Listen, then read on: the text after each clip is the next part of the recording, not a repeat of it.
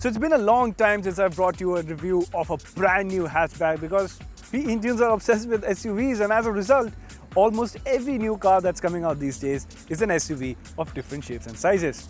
Nevertheless, the star of our story today is this, the all-new Hyundai i20.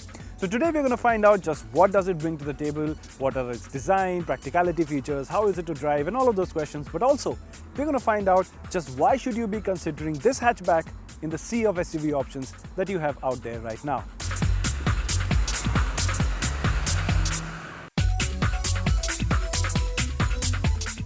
Starting with the design, it's clear that the i20 has ditched the suave, laid-back look for a rather sporty and aggressive look. A big reason that makes the i20 look this aggressive is the fact that it now has a long bonnet with lots of character lines on it, and the entire face of the car is positioned low. It also stands out in the crowd thanks to the upper part of the boot being blacked out, which goes well with the other gloss black elements like the fog diffuser in the rear bumper and the blacked out side skirts and the front lip. Now coming to the interiors of the i20, the first thing you will notice are these screens. Let's start with the infotainment system. This is a 10.25-inch screen, and hands down, this is the best experience that you can have in this segment. Your touch response, graphics, clarity, animations, all of it is absolutely top-notch. Next to it is a digital instrument cluster. Now this too looks fantastic, but keep in mind it does take some time getting used to. Now in terms of the compartment spaces that you have, well, you have plenty of them all around. And in terms of design and build quality, well, the design, as you can see, is really nice. You have these AC vents that extend to the width of the cabin. They look really nice. And as for the build quality, everything is well put together. The plastics are a little bit hard, but nothing to complain about. You have a lot of features as always in the i20 as well. It's loaded to the brim with that. So some of the examples of that are like having ambient lighting inside the cabin. You have Hyundai's BlueLink connectivity system, which is a whole list of connected features. You have a cooled glove box. The infotainment system comes with a 7-speaker Bose sound system, and you also get an air purifier over here. So all in all, this is a fantastic cabin experience, as has been the case with all generations of the Hyundai i20. It also comes with a wireless charging pad, cruise control, automatic headlamps, and the all-important sunroof. Additionally, the driver's seat is height adjustable and the steering is reach and height adjustable as well, which lets you get the ergonomics just right. Now coming to the back seat of the Hyundai i20, well, in order to give you an idea of space, I've set the driver's seat as per my height, which for reference is 5'10", and you can see I have an impressive amount of space over here. I can put my feet all the way under the seat as well, and that makes a lot of room over here for the rear seat passengers.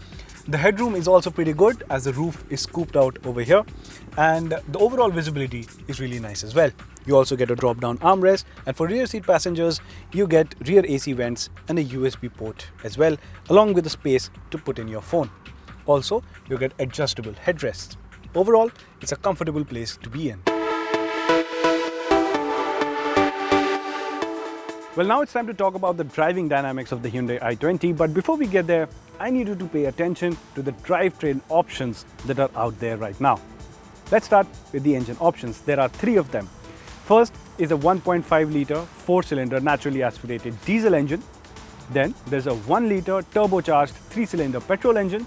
And then the engine that we have with us today, the 1.2-litre 4-cylinder naturally aspirated petrol engine. Now, there are some gearbox options too. So, the diesel engine only gets a 6-speed manual gearbox. The turbo petrol gets a choice of 2 gearbox options, which is a 7-speed DCT or an IMT gearbox. And the 1.2-litre petrol engine gets 2 gearbox options. There's a CVT, and the one that we are driving today, the one that gets 5-speed manual gearbox. Are you still with me? Great, let's go for a drive. When it comes to the driving experience, honestly, with the 1.2-litre engine that we were testing along with the familiar manual gearbox, the drive experience wasn't all that different. Which is not a bad thing because the i20 has a very calm and relaxed driving experience. This particular engine is just about good enough on power and torque that you won't mind it. Although if you're in the mood for spirited driving, you'll find yourself revving the engine quite a lot and will probably stay a couple of gears lower than you would expect. But even as the speeds climb, the i20 maintains its composure as the chassis and suspension setup is on point. The gearbox is slick to use and the NVH levels are one of the best in the segment. Unfortunately though, the steering feedback is not that great as the steering is light and does not weigh up as much as we wanted as the speeds climb. However, this light steering makes the car a breeze to drive in city traffic and while making U-turns. All in all, the i20 left us impressed with the driving experience in almost every condition. Well, now it's time to sum up the car and I'm going to keep it short. This is a fantastic car. It's slightly expensive, but nevertheless, this is the new industry benchmark. This is how all modern premium hatchbacks should be like. Having said that, there is one small thing that I want to mention. You see, for the price tag that this comes at, you have some lucrative SUV options out there right now. After all, at the same showroom floor, you'll also have the option for the Hyundai Venue, which too is a fantastic compact SUV. But keep in mind, if you want to have the exact same set of features in an SUV format, you'll actually end up spending even more than what you're spending on the i20.